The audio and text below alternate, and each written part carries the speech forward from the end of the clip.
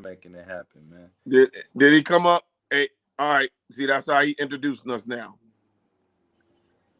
Then that's when we just gonna go to one and just go live, and then we roll it from there. Yeah, we ready, Cody. We good. Who's in the chat? Flip your phone. Uh, okay. I had to flip my phone. Okay. All right. I got you. I got you, brother. You know we I live, got right? you. Yeah, I gotta make sure I got my extra phone with me, man. Oh, we live, man. Yeah, We no. live, Joe. We've been live for 20. Yeah, I know. I'll Yeah. Oh, I I'll try to didn't know, let you man. know. I didn't know we were live, brother. I couldn't see the live thing. Hey, man. Hey, folks. Welcome to TD Report. This is the best week. This is the best week. This is the week for us. This is the draft. Hey, folks, listen. We got my man Jody Coleman up in Dayton, Ohio. We got my man Cody Bennett down in Miami, Florida. So what this little segment today is gonna be called From Jody to Cody. That's what we're gonna call this today. Because they the ones who making it work. Jody's gonna be all the way at the draft, and Cody is gonna be the man behind the scenes getting it done. So it's appropriate.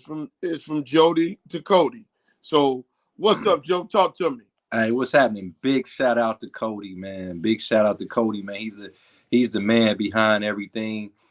He always dropping that fantasy knowledge, man. He's a mastermind at this, man. So hey, big shout out to Cody, man. Getting it done, ain't he? Hey, what I want to do is kind of talk to you about this setting us up for this draft. And the first thing I want to talk to you about, because you're the Midwest, give us, kind of give us what the hell is going on with this CJ Stroud stuff. Because you know what, I, Jody, something just don't smell right, dog. Somebody got to tell me something because something ain't smelling right with this. But you know what? It's crazy. We see this year after year. This is not anything new, Tony. What did we hear last year or about when Justin Fields could have been drafted and they go with Zach Wilson? You know what I mean? Like not last year. I'm sorry, 2 years ago. And last year it was Malik Willis. Remember, Malik Willis was supposed to go as high as Mm-hmm. number 6. He ended up not going into the third round. And people that, and when he did get an opportunity to play this year, he didn't get a chance to really play as well because the situation that he went to was not in, indicative of what his skill set was. If he would went to Carolina, I think he would have had a better showing. But anyway, they doing it to this guy, CJ Stroud, because they don't want him to be the number 1 pick of the draft. So now all these allegations, they said he had the lowest test score. They say he had the lowest test score in combine history or something like that. I'm like, come on, man. They said the reason why he's going pro is because he's not smart enough. I'm like, man, stop it. Stop it, man. Yeah, We're not even about to do that, man. I've been watching sports for a little close to 40 years. I know I'm 44 years old. I've been watching since I was 4. And I'm tired of this narrative of people saying what they want to say. Do I still think he's going first? Absolutely, I do think he's going first. And if they don't take him first, I don't know what or who you would take in that position. Like, I mean, I like Bryce Young, but you CJ got it Stroud right is a there little bit. going first on your mark Of that course, I Cody got just him. put up, Yeah, right? I got him. I got him going first, and you know, Carolina loves him. I like Bryce Young, but I don't look at Bryce Young being as good as CJ Stroud, even though I think Bryce Young is going to be good. I think both of those quarterbacks going to be franchise guys. But, you're hearing these stories from Brady Quinn, a guy that couldn't get it done. He couldn't get it done when he played. Now, all of a sudden, you got your mouth on somebody else saying that he's not smart, he's not this, he's not that. Name a time Notre Dame beat Ohio State, and then come talk to me, man. You know what I'm Well, saying? here's what we need. Here's what I like to look at. The body of work everybody's going to say Bryce Young. But what I always tell people is I was on the Bryce Young too until the national semifinal game. When I saw him versus a top Georgia defense, and I saw him shred that team. I mean, he shred. Listen, folks, if you look at the quarterback, can you climb the pocket? Keep your eyes down the field. Can you make that throw on the run? Can you make the throw from the pocket? Can you audible and read the deception in the defense? He did all that in one game against pros to me. And what that told me was he had a growth because he wasn't doing that all year. He would have won the Heisman. But what that tells me is that he wasn't right. So he had to get better. Let me say this. You said if he would have been doing that all year, he would have won the Heisman. If he beats Michigan, he wins the Heisman. Let's make no mistake about it. If he beats Michigan, even if he had a subpar game, he wins the Heisman. Caleb Williams, who lost 2 games down the stretch, he still won the Heisman at USC in a conference that don't play defense. So C.J. Stroud would have won the Heisman if he beats Michigan, but when he lost the game, he automatically was forfeited from winning the Heisman. Yeah, I think so. And what I'm saying right now is that Bryce Young is going to be excellent. I have no doubt. But if you're talking about a ceiling, what people look at is the ceiling on these things. When you pick that high, they try to evaluate what's the ceiling. I think Bryce Young, I think C.J. Stroud, his ceiling is a little bit higher than Bryce Young, simply because he's bigger, he's faster, and I just think he's more built for the NFL game. Now, Bryce Young is going to have a great career. So don't have, or Tony said, no. I'm just saying if you're comparing the two and we're looking at their ceiling, is what they try to gauge on who goes first. You know, I don't like when we get these analysts come up here and talk about what's the ceiling for an athlete. You know what I mean? Because we never know. Let me give you a prime example. Josh Jacobs was about to be cut from Oakland. He was now Vegas. He was about to get cut. He goes and leads the NFL in rushing. And we thought he had already plateaued and hit his ceiling. There's athletes out here, you don't know what their ceiling is because it depends on the situation. So I would never put a cap on anybody's ability and what they can do. So I'm not going to put a cap on either one of these quarterbacks or any of these quarterbacks in this draft or any professional athlete because they have the opportunity to work with people to get better. So I'll never say there's a ceiling because you look at, and I'm going to reference of basketball, Jason Kidd came into the NBA and couldn't shoot worth a lick. When he left, he was one of the all-time leading three-point shooters in the league. That's because he worked. If somebody would say, oh, his ceiling was he couldn't shoot, then where would he be at? So I'm never going to put a cap or a ceiling on C.J. Stroud or Bryce Young because I think both of those guys are going to be dynamic. I really think both of those guys are going to be successful.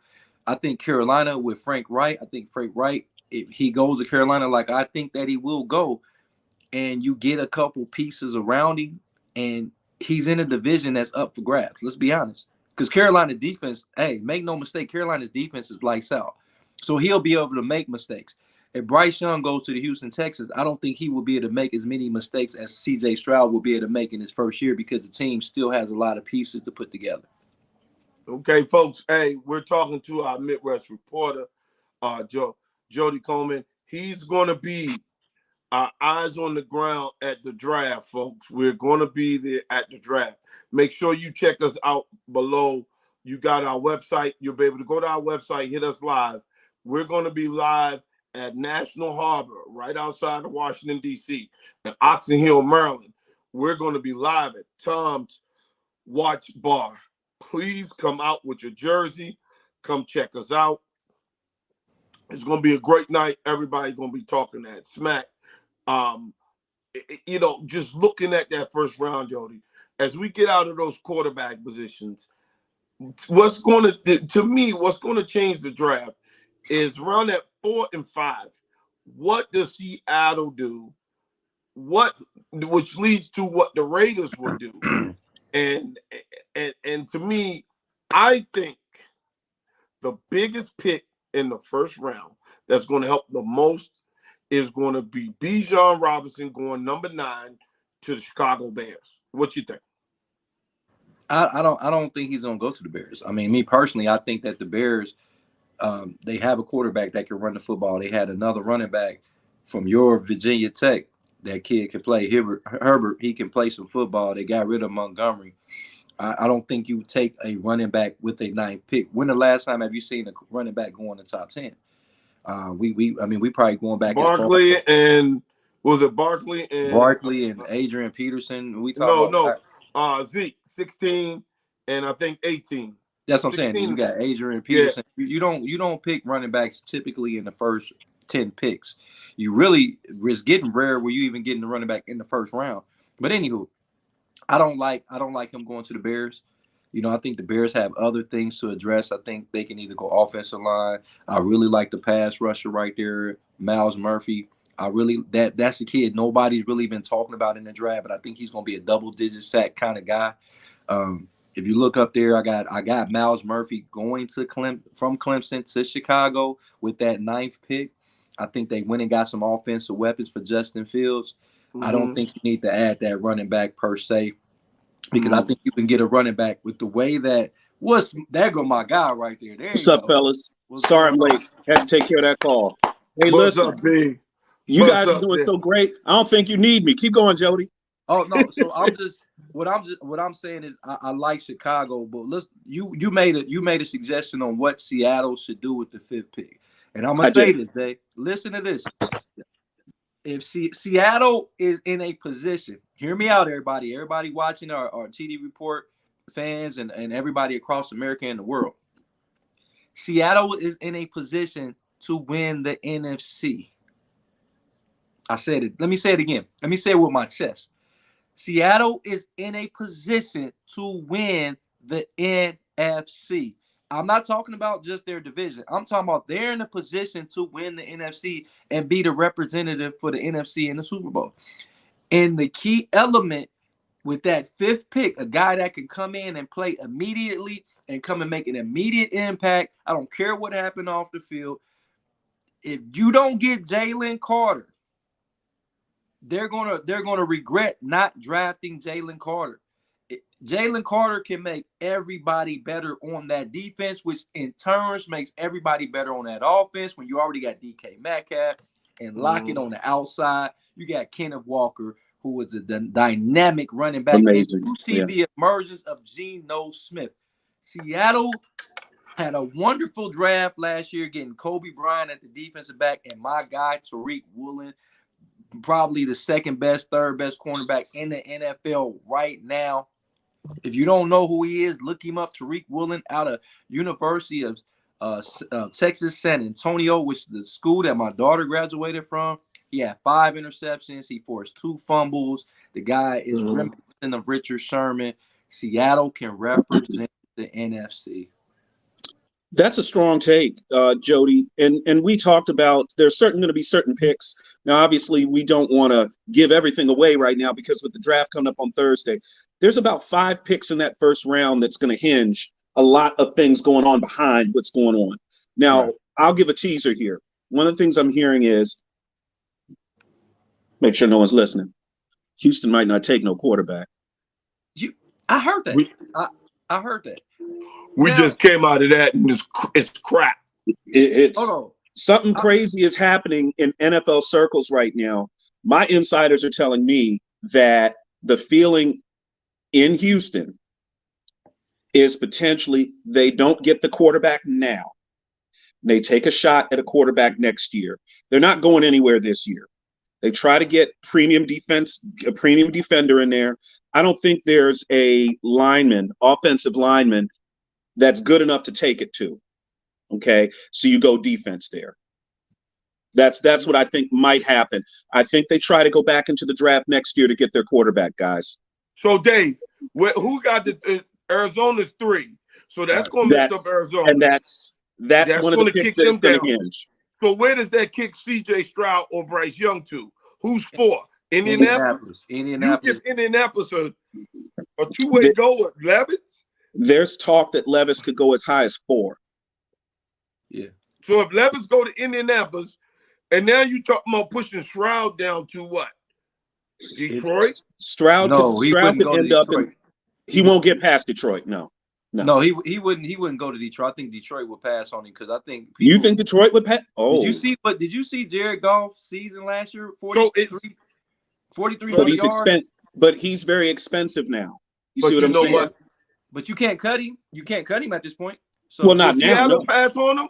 Yeah, Seattle's going to pass on him. Seattle will pass on a 3-year deal. He could go down. Seattle's not going to be out of the Geno Smith business for 2 years. Yeah, I can see him landing in Vegas. If that does happen, I can see him not going any further than Vegas. If Stroud goes to Vegas, that's a great pick for them. That's a great pick for them. But Levis is moving up in the draft, and Stroud amongst NFL circles, So who's sitting at number 8? Is that Atlanta? Yeah, Atlanta. That's another place that Stroud could land. He could end up in Atlanta. You mean Richardson may go to Atlanta then? Yeah, potentially. But this is because I heard the same thing, Dave, and the insiders I hear, and I think that will be a tremendous mistake because I don't think there's any quarterback in the draft that's better than C.J. Stroud or Bryce Young. If you banking on Drake May or Caleb Williams or Michael Penix to be the guy that you take, I think those guys are going to be phenomenal quarterbacks. But I just think you got two guys that are already proven at the highest level of collegiate football. You know what I'm saying?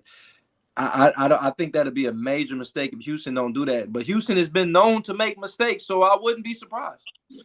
C.J. Stroud put up 41 points on Georgia defense in a game for all the marbles. Okay? They scored that much? Yeah, 41 points. I think it was 42. Yeah, they lost 42 to 41. I believe. They won 42 he put up 41 points. He ran that offense so well. Now, on the negative side, he didn't play that great against Michigan, okay, during the season. All right. In fact, C.J. Stroud lost twice to Michigan, but Michigan came up a lot. Michigan improved a lot, but he did not play good in those 2 games. But he definitely played good against Georgia. What the NFL needs to look at is that everyone counted him out. And do you get better week to week?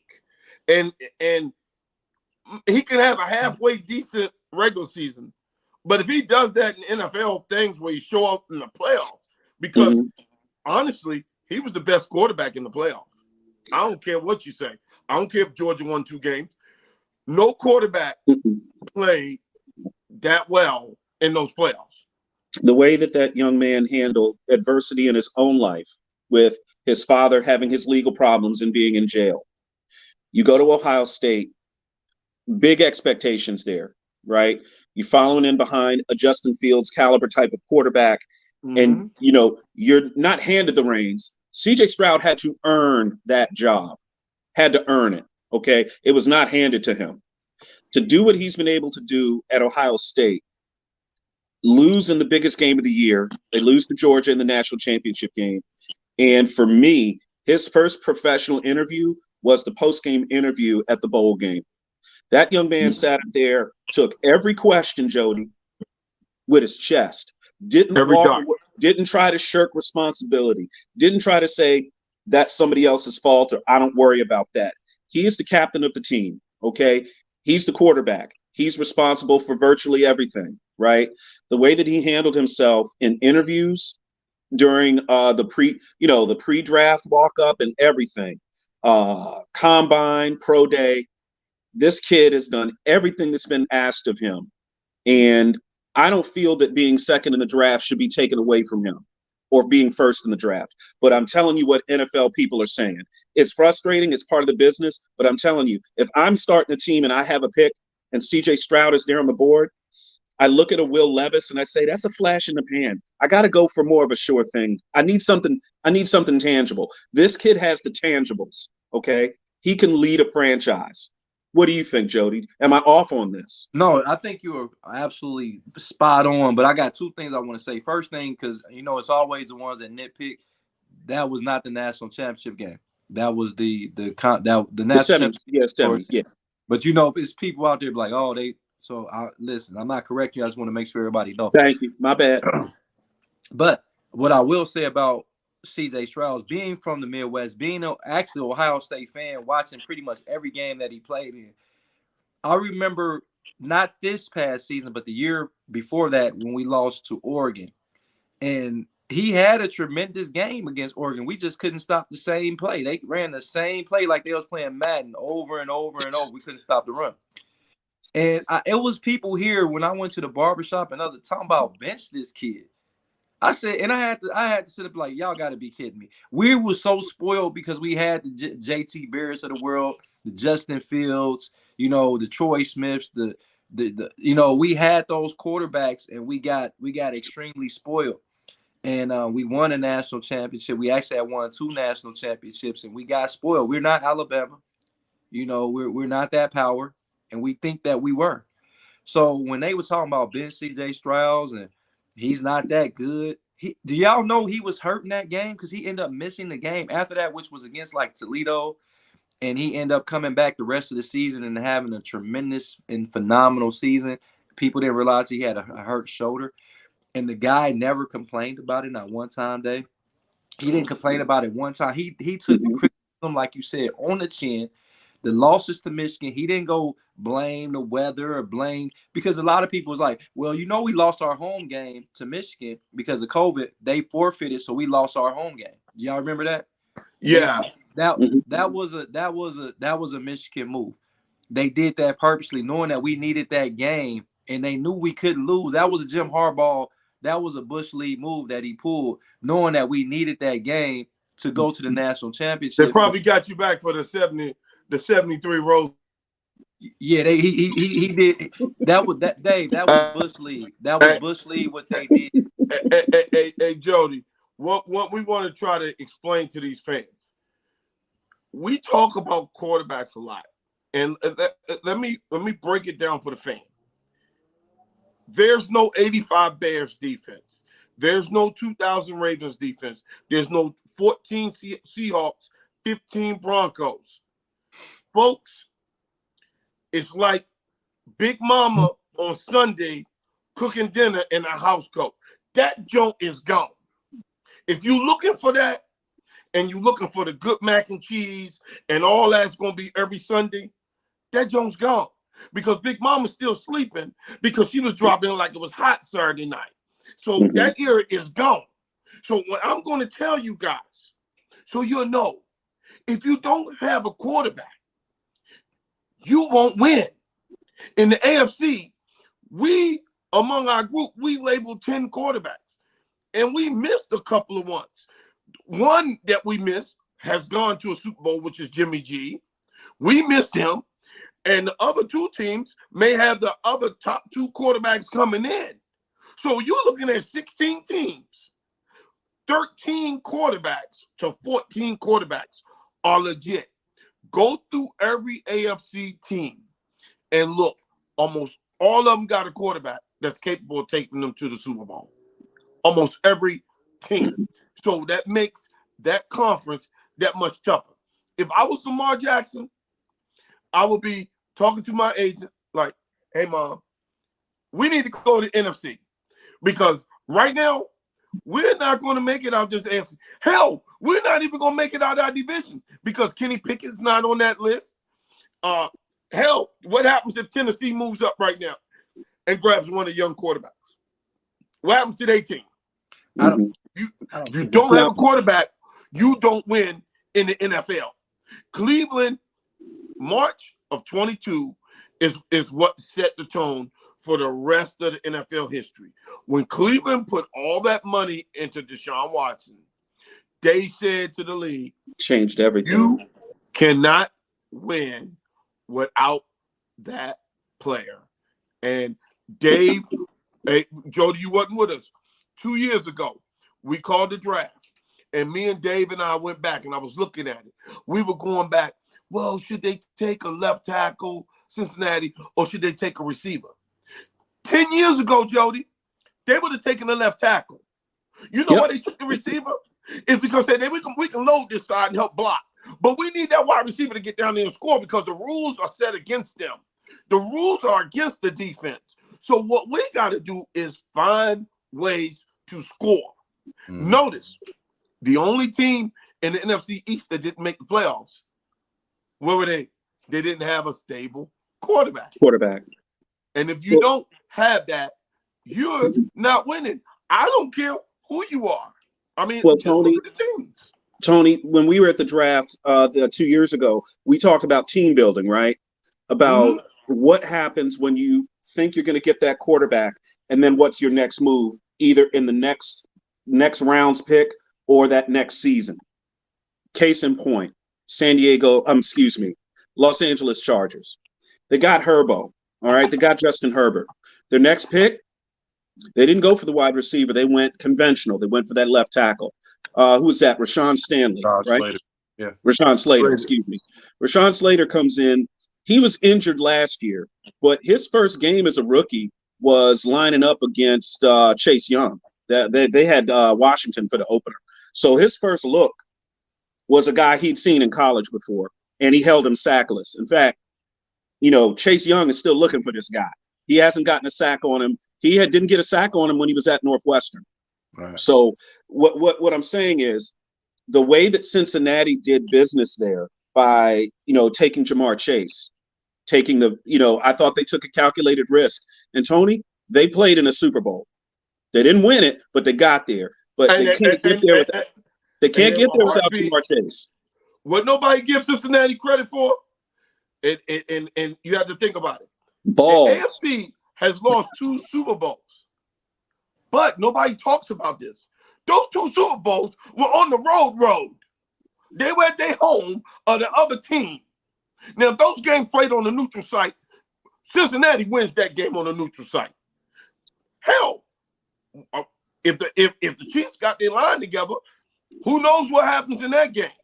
So, dog, when I tell you right now, the AFC, if you are in the AFC and you do not have a quarterback, I am telling you this time next year, we're going to be talking about you picking top 5.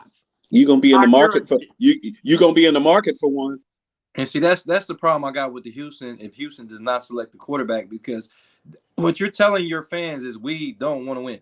That's what you're telling your fans. We're laying up until next year. You holding this big old sign up saying we don't want to win a football game, and I think the Houston fans deserve better than that, because if you look back just about 5 to 6 years ago, they had Deshaun Watson, they had D-Hop, they had J.J. Watt, they had Winston Marsalis. I mean, they had a dynamite team. They had Clowney? They had DJ Reed. Who?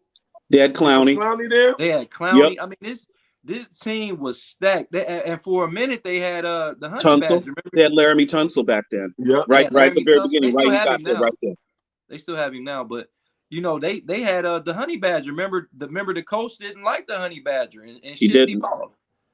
So that franchise really had an opportunity to really be right now. They should be maybe a Super Bowl team.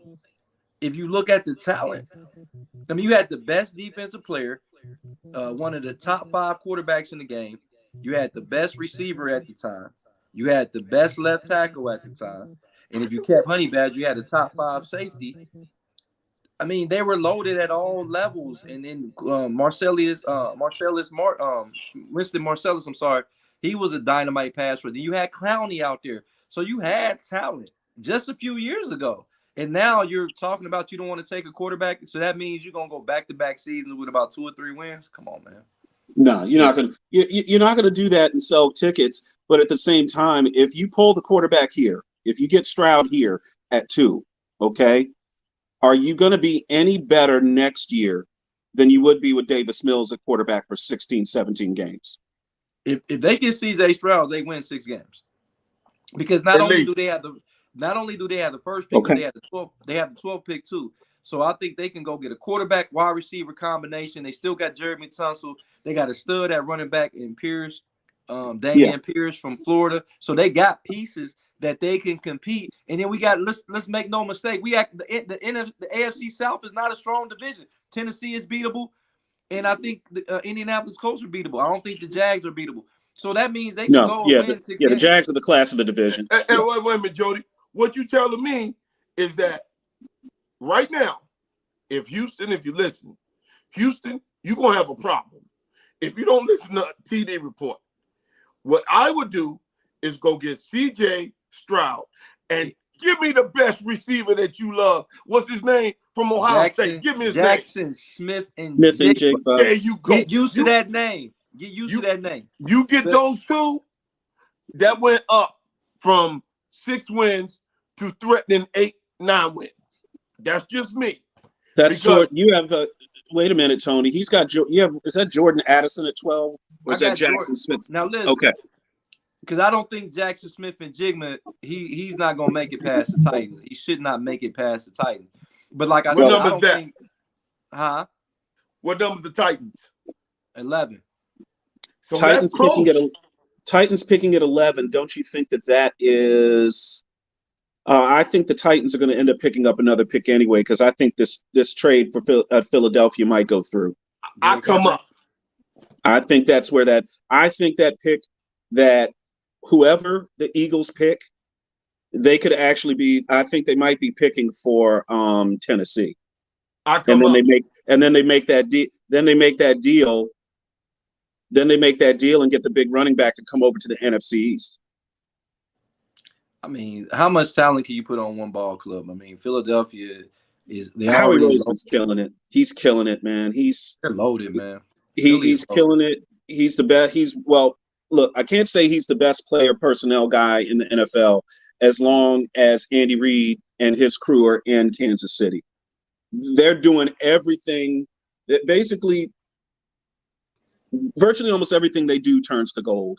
I'm about to make a bold statement, and it's really April 24th? Yep. The NFC Championship game gonna be the Seattle Seahawks and the Philadelphia Eagles. In Philly. Okay. I like it. I know everybody like, what about the 49? What about the 49? What about him? I don't like the quarterback situation there. Right. It ain't even just the quarterback situation. I think they're getting stale. I think they got as many weapons as I've ever seen, but they are becoming stale. Defensively, I think they start. If you look at the end of the year, they start kind of mellowing off defensively. They did. And my thing is, Geno Smith made me a believer, and I had to apologize to that guy after the season he had. He broke every Seattle record for quarterbacks, passing, touchdowns, yardage.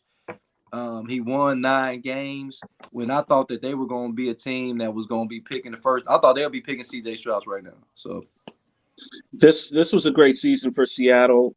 There were obvious holes, but they can be filled. If anything, I think that gave Pete Carroll a little more energy and a little more I don't know, pep in his step, because there's obviously a lot of talk about maybe Pete Carroll has lost it. Maybe he doesn't want to be there. Maybe he doesn't want to coach anymore.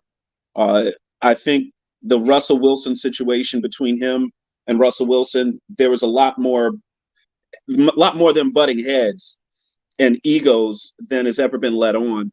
And then as information slowly starts to trickle out of Seattle about Russell Wilson and what his demands were, what his wants, what his needs were, and how they didn't necessarily jive with what Seattle wanted to do. And Pete Carroll, trying to keep things together, he just couldn't do it. Once that defense started to crumble, once the Legion of Boom got old, Cam Chancellor and all of those guys started to get out of, come out of that rotation. They didn't have the same. Yeah, look, Cam Chancellor was incredible, dude. I saw him 2 weeks ago at the Virginia Tech. You saw him down at Tech? Black RoboCop. I said that Joker. You should have copyrighted that. He looked just like Black RoboCop. That Joker was so good. So when that defensive back, the Legion of Boom, really started losing his luster when they lost Brandon Browner.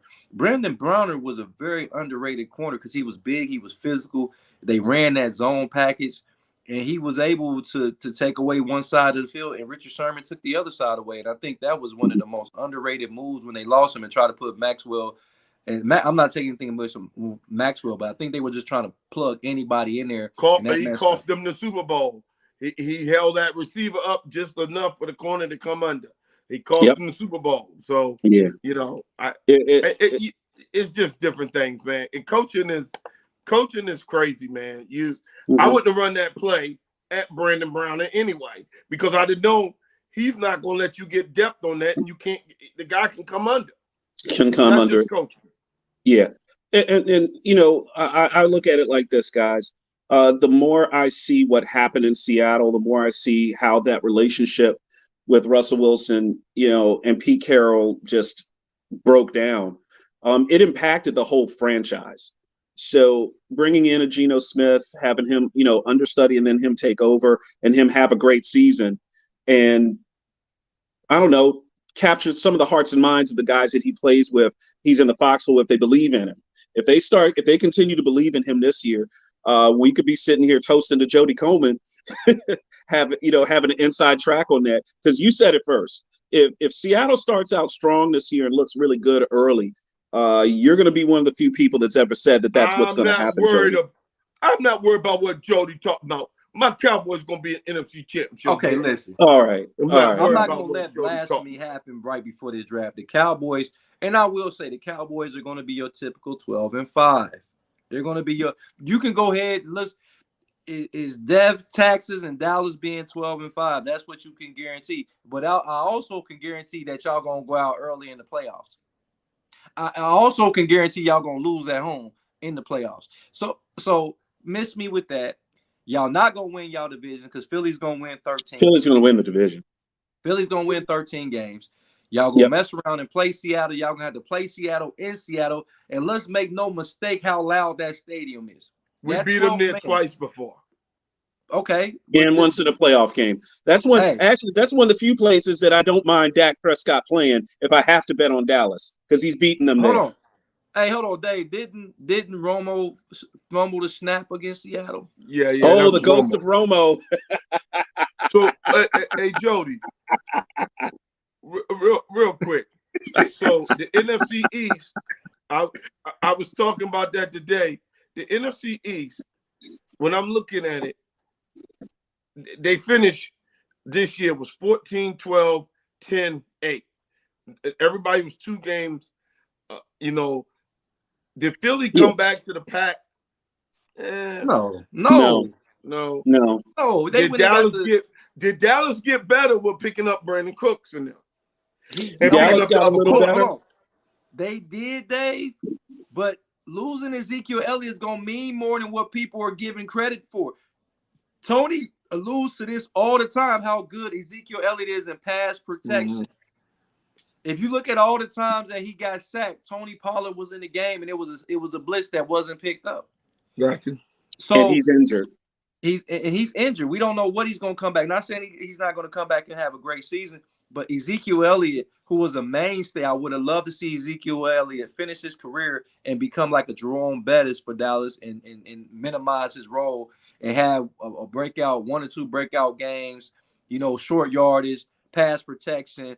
I would love to see Ezekiel Elliott do that, but sometimes egos don't allow you to do it. You know what I'm saying? And that's why I think Dallas is going to take a step back. I think they're going to still, like I said, they're going to win 11, 12 games. That's just what they do. That's what Mike. So did the Giants catch them? Is the Giants got better? Not yet. The Giants will take a step back. The Giants will take a step back. Ezekiel Elliott, I see him, I would say this. Cincinnati Bengals need a Joe Mixon insurance policy. They've gone as far as they can go with him. He is getting into issues, getting into trouble. He's got a potential gun charge, a shooting from his house. Ezekiel Elliott should probably take whatever money Cincinnati is throwing at him because I think he'll be available to play and Mixon won't. Okay. And I think that's a good fit. I think that's a good fit for Zeke. And frankly, Joe Burrow hasn't had a guy that can be in blitz pickup as good as Ezekiel Elliott since he's been a pro. I would like to see that kind of situation work out. That does make a difference because that means he can get 6. If you got 6 blocking and Ezekiel, that means you got everybody out in the route basically. And and Zeke can catch out the backfield. Yeah, he could be a good, run. Ezekiel Elliott can still run stop routes. He can still run screen. And, you can do stuff with him in the flats. Okay. Especially since you've got Jamar Chase on one side that's literally going to he's going to dictate coverage. He's going to push coverage out and he's going to open those flats up and you can run routes all in there underneath where Jamar Chase is. This is what I'm scared for the Cincinnati Bengals. They have a tremendous team, but I feel like this is a season that they have to win. Like they can't come up short. They can't come up short to the Kansas City Chiefs. They got to beat the Browns. They can't come up short in the Super Bowl. They have to win. And I'm gonna tell you why. We know Joe Burrow is about to break the bank. And y'all, if y'all not familiar with the ownership of the Cincinnati Bengals, I'm about to make y'all familiar. That's the cheapest owner in all the sports. Like that dude is the Brown family is extremely cheap, and people like and people like they're gonna pay Joe. Yeah, they're gonna pay Joe, but they just might not pay Jamar. Because Jamar, both of those guys are going to demand be the highest paid at their position. They should be. And then what we not taking into account is that they just picked up Orlando Brown Jr., guy that could potentially get paid again on a contract. So we're looking at guys that I'm telling you, they let one of the premier safeties go because they didn't want to pay him in Jesse Bates. That was a dirtball move. Both the safeties are gone. Yeah, both they the let him starting and safeties are Von gone. Bell go. You know what I'm saying? And we saw me and Tony was out in Vegas last year at the draft, and we said it. Remember, we was like, why did the Bengals pick 3 safeties? And this is why. They picked 3 safeties in that draft. They knew. They knew they weren't paying them people. They wasn't paying them jokers. Because Cincinnati got Joe Burrows. And Joe Burrows is a quarterback because I think he's the second best quarterback in the league. Love the kid all the time. Love him. He can erase all type of mistakes. That's why Cincinnati can get away with letting a lot of their players go. That's what quarterbacks do for you. Erase the mistakes. Look, hey, Dave, what I want to talk to you about. Have you guys noticed the 2020 draft, how many people's fifth-year options was picked up versus what they weren't? Have you guys taken a look at that? The first pick was Joe Burrow. We know he's getting extended. He ain't going nowhere. Now, Chase Young option hasn't been picked up. They got to May 2nd. But if you look down that list, it only was CeeDee Lamb and it was somebody else. Look, CeeDee Lamb landed in the perfect spot for him. Jerry made a move to move up in that draft to get him. Okay. CeeDee Lamb has been pretty damn good. Okay. Pretty daggone good. Jerry is not going to let him hit the free agent market. He is going to get re-upped. He is going to get his option picked up. He's not going anywhere. I mean, he's a phenomenal quarterback. Wide receiver. But I do believe that I think Tua Tagovailoa was in that draft, and his fifth-year option has not been exercised either, if I'm not mistaken. No, they did. They picked it up. They picked him up. But that's trouble. Tony, that's trouble. I was talking to Tom today, and you know that you can't sign Chase and the other guy. I would trade Chase to Chase. So what Tony, you're saying they're going to trade you want to trade who? I would trade Chase to the Tampa Bay Buccaneers for that linebacker. Because if you're going to pay somebody, I'll pay that inside backer that you've been needing over Chase. Your strength is your D-line. Your linebacker has been your weakness. Why not go after that linebacker? If you're going to pay somebody, you can't pay 4 defensive linemen, but you can pay 2 to 3 of them and pay that linebacker. Tommy signed off on this? Our GM signed off on this? Tommy signed off on it? No, he didn't sign, but I'm saying if you're going to – look, I would love for them to be heavy offensive line and their linebackers are weak. But if they get that dude from Tampa Bay, that inside dude, and that with that line, it's going to be a problem. Yeah, Devin White. I like what you're talking about, Tony, but I'm going to disagree with that because Chase, what this league needs, we just talked about it. You just said it yourself, Tony. You said the league needs quarterbacks. So what do you need if that team has a quarterback? What do you need? Dave, what do you need? You need pass rushers. That's why if you look at the Washington Commanders roster, they only had 2 to 3 linebackers on the roster anyway. So the way that they have their defense package is not linebacker friendly. So why would you bring a premier linebacker over here that's really not going? He's going to be out of place, and you're going to want to move him next year. Because they went. Remember, they got the kid Davis from Detroit and end up cutting him.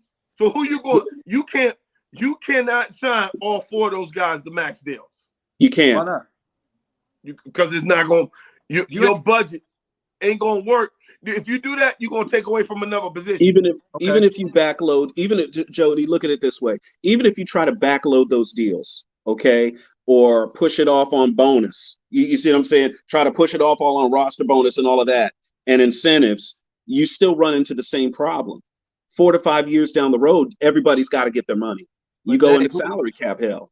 Dave, who cares about 4 to 5 years down the road? Rivera don't have 4 to 5 years down the road. Let's be real, Dave. Y'all live right there. He might not make it through this season. He'll make it through the season.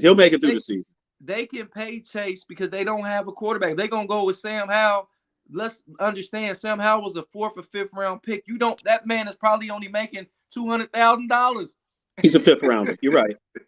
So I will go ahead and make a run with that defense. That's what you drafted all those guys, Payne, Allen, and Chase. You pay them, man. Let everything fall into place, because if I'm chasing Jalen Hurts around the field and Dak Prescott and Danny Dimes, I need Chase Young chasing them. No pun intended. Chasing them. No pun intended. I want to see Chase Young have a great season this year. I want to see him have about 12, 13 sacks. And I think he's more than capable of it. As a Cowboy fan, I hope they keep all 4 of those defensive linemen and let their linebackers be whatever. I don't want to see that white dude on a damn team with that defensive line, because that front 8 with him, I saw what he did when he had some defensive line in front of him. He led that team to a Super Bowl. I saw what he did. So I don't want to see that. I'd rather have one strong, 1 weak, and then an okay. I'm fine with that. I don't want to see them get, because to me, that's the natural move. Where you're strong at, you can take away. You can go, if you make that trade right now, your 1st round or 2nd round, you can get an edge or right or left tackle to fill in and get where you need to be. If we go back to my draft, and I will be there on Thursday, I got the Washington Commanders picking up a premier cornerback. I got them getting Christian Gonzalez with the 16th pick. So if you look at the draft right there. I got them getting Witherspoon from Illinois, and I got Christian going to Christian. I like the guy from Illinois. You liked him too. You liked him. If you get him with that pass rush, now he's going to give you 3 to 4 interceptions. One of them going to be taken back for a touchdown, because it's going to be a pass rush. They run the ball very well. Eric Bieniemy is going to bring a little bit of juice to that offense. He's going to prove that he should have been a head coach years ago. I'm not saying the Washington Commanders are going to be world beaters, but I'm not going to count them out, man. I think that front 4 and a good couple cornerbacks, man, and the Commanders can make some noise, because once again, the NFC, all the teams are in one division. You know what I mean? Like everything else is. We go through the NFC, every team is beatable in the NFC. Green Bay, we've seen that they're beatable. Yeah, everybody jumping on the Detroit bandwagon, but until I see Detroit actually win some games, that's when I say Detroit going to be, when they actually start winning 10 and 11 games consistently. Let's talk about that real quick, Jody. Do you see the Vikings sliding a little bit this year? Absolutely. The Vikings are going to slide tremendously, because if you look at all the 1-score games, now they talking about moving Dalvin Cook. They don't have Adam Thielen anymore. Kirk Cousins, they're going to have more games that's in prime time. We know he sucks in prime time. So the defense, they lost Kendricks on the defensive side of the ball. Harrison Smith is getting a year older. They lost. People don't realize Patrick Peterson had 5 interceptions last year, and he's no longer a Minnesota Viking. He's now with the Pittsburgh Steelers. So these are moves that they're making that are not in their favor. And now you're talking about trading your best running back and one of the best running backs in the league, in Dalvin Cook, and I think he will be traded on draft night. Wow. Okay, so don't steal your own thunder. Why don't you save that one for draft night? Okay. Talk about that. And I want you, Jody, to hit that with folks at the top of the show, when we do the open. Real excited here on the TD Report. I'm your host, David Combs, here with Tony Kennedy, as always. Jody Coleman putting in yeoman's work over here. Let's talk about some other things about the NFL draft.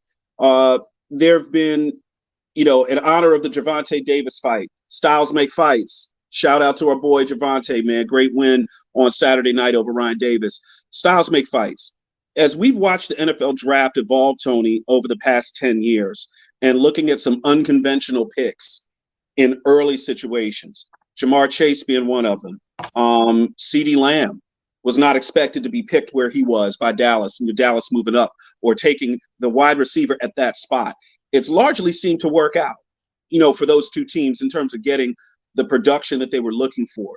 But now we started to see the rise of, as we started to see these wide receivers going higher in the draft, we are starting to see more corners come to the forefront, the Sauce Gardners of the world, where people are saying, wow, why are we getting a cornerback here? Well, are you looking at the wide receivers that these guys have to check? You got to tell them a story, do something out there. You got to keep these guys busy. So what's the next evolution of this sport? What's the next evolution in the draft? What you might see coming up next, Tony? What do you think is going to be the position of the draft this year?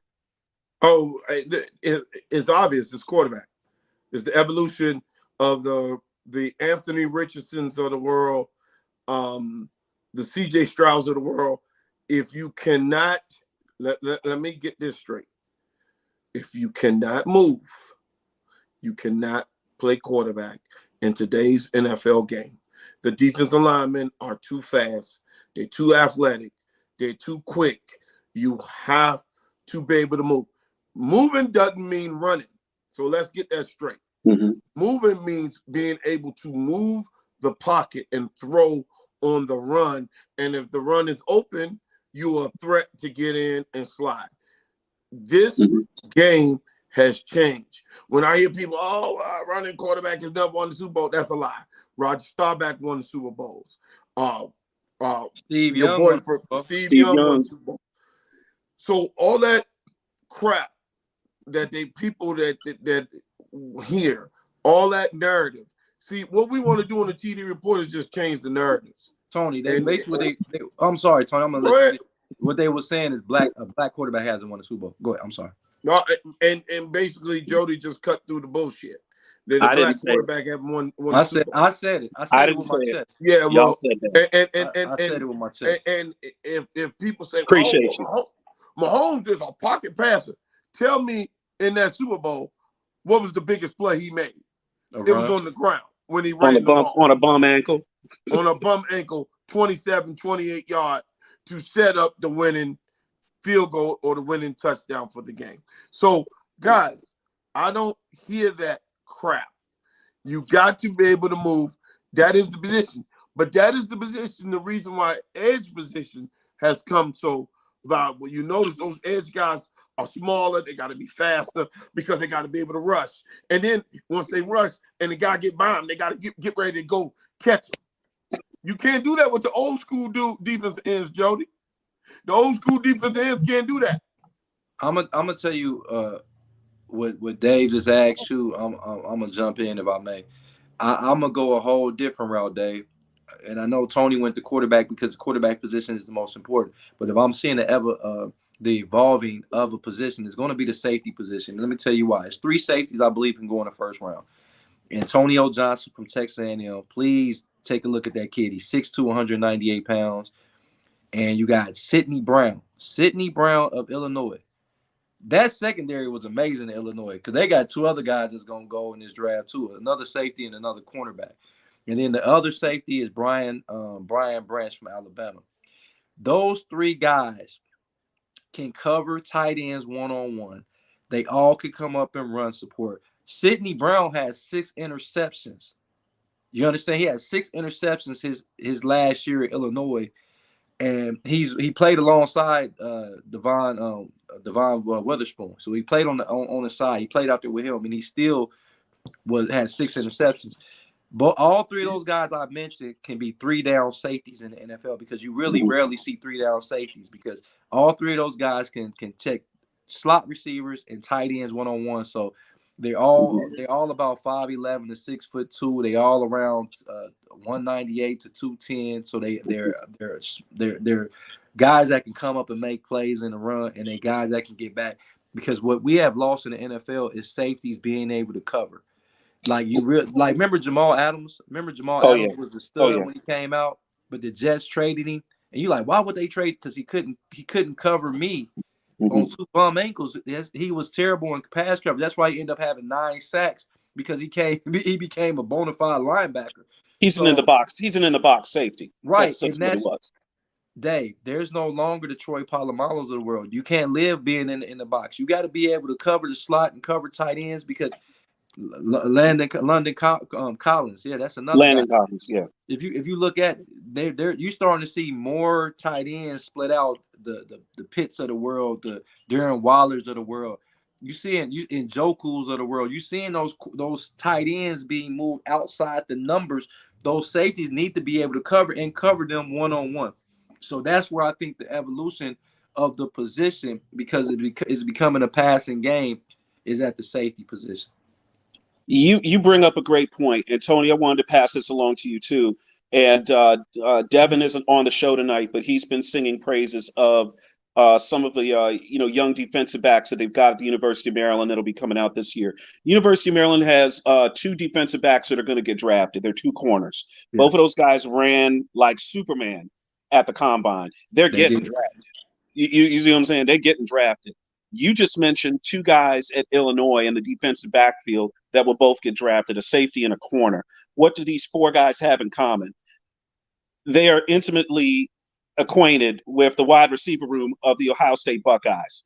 As the Buckeyes have recruited the hell out of the wide receiver position and are putting guy after guy after guy in the NFL, if you are a head coach, you're talking to your defensive coordinator, these guys at Ohio State are killing us. These slot receivers at Purdue are killing us. Do something about it. So they comb the high schools and they find the guys that can at least slow them down. And the benefit is we're starting to see more of these corners start to bubble up because their skills translate. Jody, that's excellent analysis there. Also about the having to being able to cover. Hey, if you're safety, because you need that third, you need another corner on the field. Your question, and what I said, and the position he said, is the total evolution of the game. Because the quarterbacks are so mobile, because the quarterbacks are so, let's get outside the pocket, let's make things happen. That safety position, because who does the quarterback read on his first thing when he breaks the huddle? Who does he read, Jody? The safety. He reads the safety. So that goes hand in hand. He reads the safety. So wherever that safety is, that can almost tell you what he's doing. So people want to know why Tony Romo is so good up in the box. What Tony Romo is doing is taking the game plan, which he knows from interviewing the guy, so you can understand why he's good.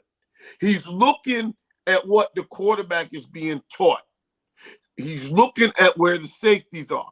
And so when he does that, he has a high probability of predicting the play because he knows how the quarterback is being taught. If the 2 safeties are high, we're going to run the ball. If I look like they high, but they coming down or whatever, that's what Romo is good at. And that's why you hear when everybody's like, oh, Romo calling the play. No, Romo has just inserted himself in the game plan. He knows the game plan, and he knows what quarterback's supposed to do. So why ain't he do that for himself? But go ahead, Dave. Because he, hey, you know what? That was messed up. I see what you did there, Jody. That was messed up. Ain't on me. I ain't like Romo. Reason why he do it for himself, because when you have that bird's eye view, hey, you seldom gonna be wrong with that bird's eye view when you ain't playing. But Tony Romo doesn't have good vision. He should have married Jessica Simpson when he had the chance. Yeah, that's where his life went wrong. The Joker can't commit. Yeah. So yeah, we're just trying to get. She's no Halle Berry though. We're trying to get guys ready for the draft to understand when I say quarterback, Jody says safety. That's him countering exactly what I said, the evolution of the game, because now the safety, they've taken out a linebacker, which the first team to do that was Dallas, Super Bowl 27, when they went to a thing because of the K-gun offense. They took out Godfrey Miles and those guys, and they put in the Sharp. They put in those guys, extra guy, Thomas Everett and all those guys in there to cover those extra receivers. So what we seeing now is we've seen it before, but now what if you're running a 4-2-5, you got 3 safeties on the field, 3 safeties or 3 corners or however you want to do it based on their personnel. You know, so that position, we have a guy now. He playing at Bowling Green. He was mad because they moved him to that position. I said, son, if you're good at that position, you're gonna be drafted in 3 years. I love it. Yeah. Hey, Tony, what time we going on Thursday for the folks at home? 7 o'clock. We're gonna go on. Hey, folks, make sure you see the website at the bottom scrolling. I will be running ads all week starting tonight. Guys, please flood your Facebook pages with that thing. You have to come to our website, and it will be a link from our website to go live. Please make sure, guys, we're going hard that night. Hey, this is our thing. This is 7 what to we 11. do. 7 to 11. This is what we do. It may go, because it's one less pick. Miami lost their first round. But they'll go 7. They go like 7 to 11. What's up, Tony? Yates? Prime time. What's happening, Yates? What's happening? Thanks, Yates. Don't feel sorry for Miami, because all they did was use that money to go sign that daggone other corner. And Miami, I'm gonna call it an AFC. Folks, Miami is gonna be a problem. There's no team in the AFC right now. They can give me 2 top wide receivers and 2 top corners. Name them. There's not one team in the AFC right now that can give me 2 top wide receivers and 2 top corners and a good quarterback. The Cody effect. I got a question for you. Name, outside of Cooper Kupp and Jerry Rice, name a receiver that was great that won the Super Bowl. A receiver that was great that won the Super Bowl. In the last 10 years. Oh, in the last 10? Oh, last 10? Yeah. I'll wait. Last 10 years. Well, because New England won all the damn Super Bowls. Okay. But not with Randy Moss. Not the question. Let me see. That ain't the question. The question is, who was the best wide receiver the last 10 to 12, 15 years that won a Super Bowl? Not got there, but won it. Outside of Cooper Kupp, who? Well, I mean, you're looking at Atlanta. Atlanta didn't win. No. You're looking at Seattle. Seattle didn't have great. They had Doug Baldwin. They had okay. They didn't have great. KC.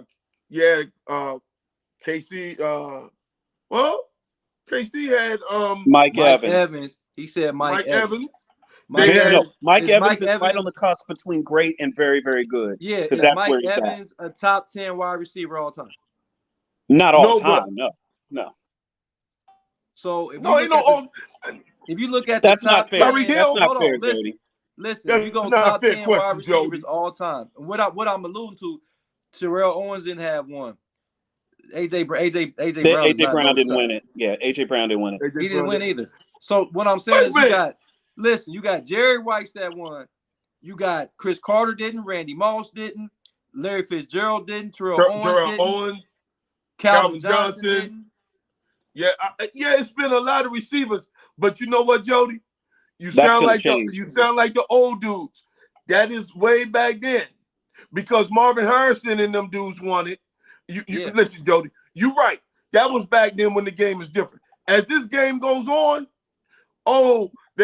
you ain't gonna be able to say this in 5 years, because those dudes are gonna be winning championships. They're gonna bubble up. Forget that shit. Ain't none of them gonna be top 10 wide receivers either, though. I'm talking about TK. Kansas City don't need no great, don't need a top 10 wide receiver to win no Super Bowl. They have Pat Mahomes. Hold on, Dave. And I love Pat Mahomes. And I argue all the time about Pat Mahomes. But what I am telling you right now, what Miami did is in today's game. They have arguably the best pair of corners in the league, maybe next to Dallas, because Dallas got 2 good ones also. Hey, Bland is a beast, man. Bland is good. Bland is good.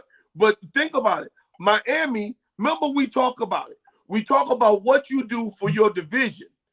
By them getting that neutralized Aaron Rodgers, that neutralized Josh Allen, whoever else is in that division. Stop. Jordy Nelson. Jordy Nelson. Stop it, man.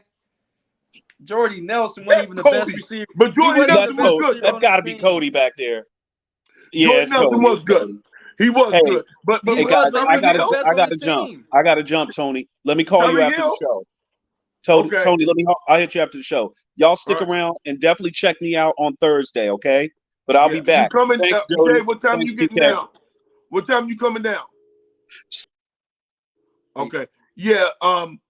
Yeah, Jody. Well, we know because we talked about the top 5 receivers. Only one of them got a Super Bowl.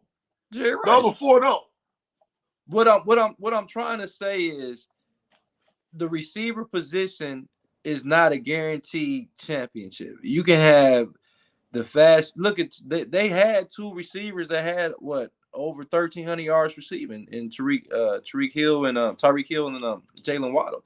That doesn't guarantee anything, TK. So what I'm saying is you can have a dynamite receiving core and still not win championships. That's not fair because they lost their quarterback. Okay, and that's not my fault. That fool they had playing quarterback. You could throw better than him. Damn well. Listen, I don't want to, Tony. I don't want to hear nothing about injuries when I'm a Browns fan. I don't want to hear excuses when I'm a Browns fan. And no excuses. No excuses. You cannot win without the quarterback. Listen to me, Tony. Listen.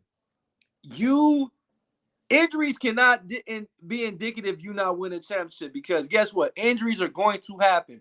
We know that. That's why you have 53 men on the roster and you got a practice squad because there's going to be injuries. There's not one team in NFL history that went the whole season without nobody going on IR. No team in NFL history has done that. So it's not going to start next year. It's not going to be 10 years from now and 25 years from now. So with that being said, you need to have enough depth around your team that if you lose somebody, you can still win. Because there's been teams that have backup quarterbacks that win. Jeff Hostetler did it. What's my guy that just won it with Philly? What's his name? Nick Foles. Nick Foles did it. Really, if you really look at it, Kurt Warner was a backup quarterback when he won with the Rams because he wasn't supposed to be the starter. It was supposed to be Trent Green. So it's a lot of guys that came and won Super Bowls with backup. You know what? Actually, our division is the only division where every team has won a Super Bowl with the quarterback who didn't start the regular season. Nick Foles did it in Philly. Jeff Hostetler did it with the Giants. I'm going to get you on this one. Doug Williams did it with Washington. But here's the big one. Roger Staubach did it with Dallas. He didn't start? He didn't start that beginning of that year because they were going back and forth that year on the quarterback. Our division, the entire division that's won the Super Bowl with a backup quarterback, technically backup quarterback. Well, I got one for you since you trying to drop divisions. The AFC North, as it speaks, are the only division to have the consecutive MVPs 4 years in a row. 1978 was Terry Bradshaw. 1979 was Earl Campbell. 1980 was Brian Sipe. And 1981 was Ken Anderson. Ken Anderson, yeah. They had some good teams then because that was Pittsburgh, that's Houston, that's Cleveland, and that's Cincinnati. Mm-hmm. And Cincinnati went to the Super Bowl. Cleveland should have went when they threw the interception with Sipe. Houston, so we know, guys, let me take you back. In 1979-80 season is the reason why we have instant replay. Mm-hmm. There was a guy named Mike Renfro. He caught a touchdown in the AFC Championship game at Pittsburgh. Mm-hmm. They looked at it, and us at home knew it was a touchdown. Pittsburgh called it no good. That would have tied the game and changed the whole game. It deflated Houston. Pittsburgh came down, scored a touchdown, game was over. That was the beginning of that. And those MVPs, those years that he just named, every team should have been in the Super Bowl of the year that they was MVP. When Terry Bradshaw in 78 went to Super Bowl 13 and they beat Dallas. That 79, it would have been Earl Campbell would have been going to the Super Bowl that year. And 80, It was sight. They lost to Oakland, which was the eventual Super Bowl champ. Well, damn. They all lost to the eventual Super Bowl champion, if you think about it. Or they were the champion. The Bengals went to Super Bowl and lost to the 49ers. They lost to the 49ers. Oakland won the Super Bowl that year. Pittsburgh won the Super Bowl that year when they beat Earl Campbell, and Pittsburgh won the Super Bowl with Terry Bradshaw. 4 years in a row. I got some more stats out here, and this is, I'm a beloved Cleveland fan. Everybody know that on the show by now. And the Cleveland Browns are the only team in NFL history to not have a receiver record 90 receptions in a season. The only team in NFL history. I will say that record will not be here this time next year. It will change. Yeah, I think that Amari Cooper may be able to do it. Amari Cooper will have 95, 100 catches next year. Let me give you another stat. The Cleveland Browns are the only team in NFL history in the Super Bowl era to not have any receiver ever to play for them have multiple 1,000-yard seasons. I would have think Western Florida. He only had one. Brian Brennan. He never had one. Man. Wow. Reggie Langhorne never had one. Langhorne. He had one with the Indianapolis Colts. It wasn't with Cleveland. Ozzie Newsome, because he's a tight end. He did it twice, but he's a tight end. Okay. Yeah. I mean, when you go back. Jarvis Landry didn't do it.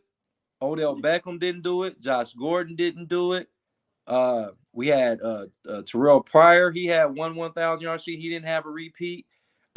We had Kevin Johnson to do it. Dog, y'all been on a big drought for a long time, man. So that's what I'm saying. So Braylon Edwards had 1,000-yard season with Cleveland. So it's like we can't get any consecutive. So we blame a lot of the quarterbacks in Cleveland, like the quarterbacks are bad. But when you don't have nobody to throw to, evidently, how you going to be good as a franchise? And then, the Chicago Bears are the only team in NFL history that's not had a 4,000-yard passer. And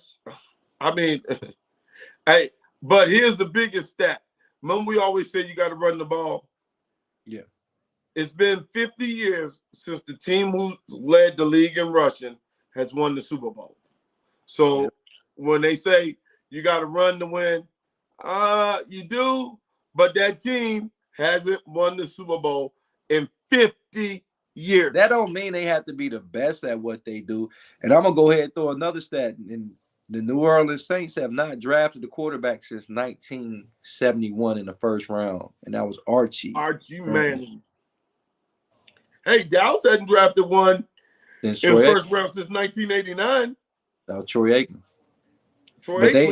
And the sad thing about it is the Cowboys have had great quarterbacks since they had Troy Aikman. They drafted him. He ended up being a great quarterback for the franchise. Tony Romo, I make jokes about him, but he's pretty solid.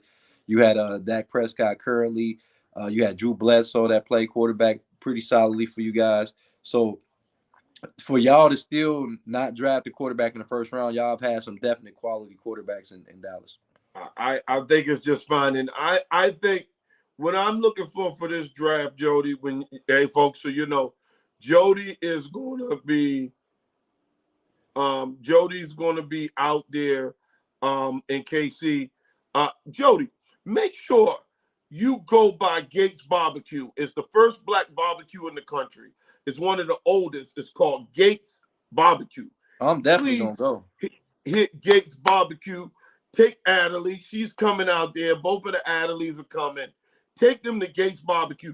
Folks, if y'all never had it, we had it in the airport. It is excellent. Gates Barbecue. I'm going to put it on camera, too, because that's what I'm really outside of the draft. I got to get some of their barbecue. That's what Kansas City is known for.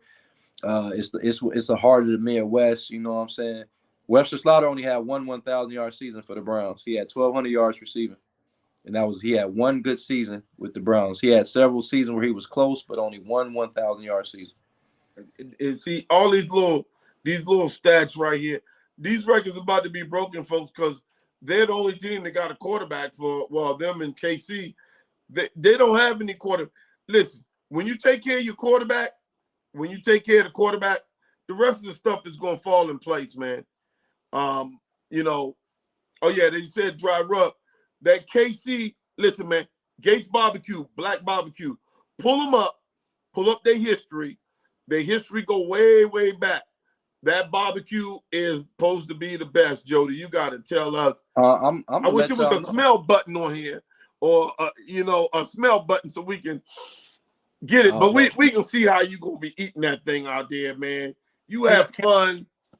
I know you got to run, and I know this. We talking about the NFL draft, but I want to talk a little bit about the NBA for just a moment, if I may. If I can get a couple minutes of your time. No, we good, brother.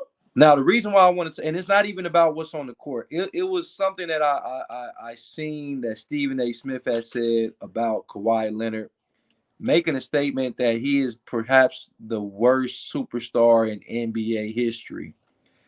And he said it wasn't about his skill level, it was about his availability. I'm gonna say this, and this is what I'm gonna close with.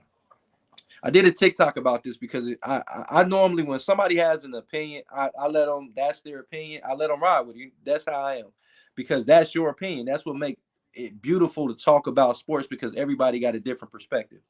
But I think that Stephen A. Smith was completely off base with this one. And the reason why, because he's a historian of the game, so he should have known a couple superstars that had availability problems, starting with Bill Walton. Bill Walton had a lot of injuries throughout his career when we thought that he was going to have potential to be one of the best centers of all time, but didn't because of injuries. It's a guy named Grant Hill that was he left Detroit, probably the best small forward in the league when he left Detroit. Yes, After that, he had limited availability when he went to Orlando and several other teams that he went to, and he was not the same player, of course. We got a guy named Derrick Rose that people forgot. After his third year, that's when he got hurt. And Derrick Rose have not been the same since. And another thing that they said, because I'm not going to go in depth with injuries, because I'm never going to call a player a bust because you hurt. Kawhi Leonard is legitimately hurt. That guy, I think, has a degenerate knee. He's playing through it. He's playing the best he can through it. He's not giving up on it or anything. He's still trying to play through it. But this is the thing, Tony. When they talk about guys like Kawhi Leonard, and that they said, well, Kawhi Leonard he isn't the ambassador of the game. He doesn't talk. But we love, and I love Allen Iverson, but Allen Iverson got in trouble outside the court, but we still love him. Ja Morant beating up kids and waving guns on social media. I love him. You got so many people, like, I don't know what a superstar is supposed to be. And more recently, we had the last 5 seasons, KD has not played more than 55 games in a season. And they don't give him.